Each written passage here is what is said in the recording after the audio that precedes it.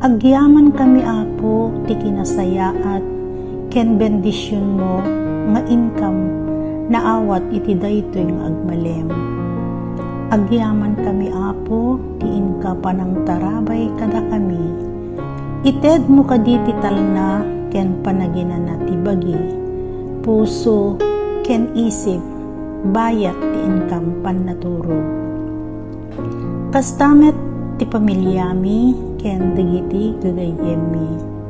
Salakniban na kami kadi Apo itang Rabii ket iya dayo na kami ti anyaman nga pakariribukan mi.